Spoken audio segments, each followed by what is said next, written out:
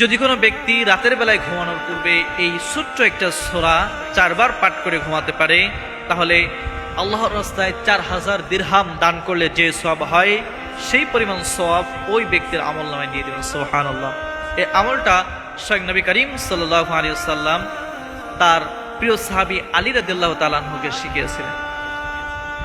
একদিন নবী করিম সাল্লাল্লাহু আলাইহি ওয়াসাল্লাম তিনি মসজিদে নববীর ভিতরে বসা ফজরের সালাত আদায় করার পরে বলতেছেন, আলী, তুমি কি রাতের বেলায়, তুমি কি প্রত্যেকটা দিন 4000 দিরহামের সওয়াব নিতে চাও?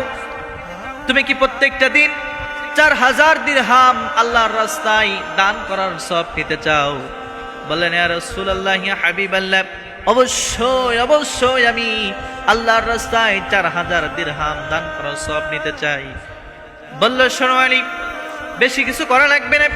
তুমি যখন রাতের বেলায় ঘুমাতে যাবা, ঘুমাতে যাওয়ার আগে তুমি 4 বার পড়বা সূরাতুল ফাতিহা, 4 বার পাঠ করবা। 4 বার পাঠ করে এরপরে ঘুমাতে যাবা।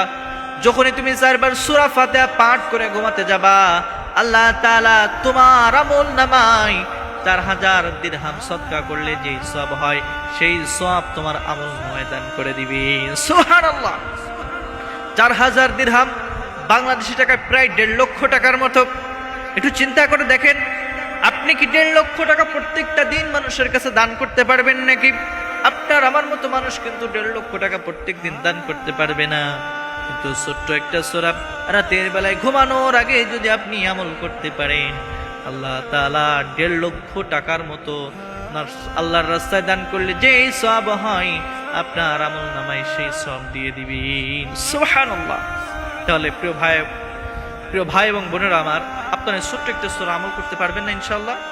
আপনারা রাতের বেলায় ঘুমানোর আগে এই ছোট্ট একটা সূরা 4 বার পাঠ করে ঘুমাবেন। এত ফজিলত ছোট্ট সূরা। আল্লাহ তাআলা আমাদের প্রত্যেককে তৌফিক দান করুন। আমিন।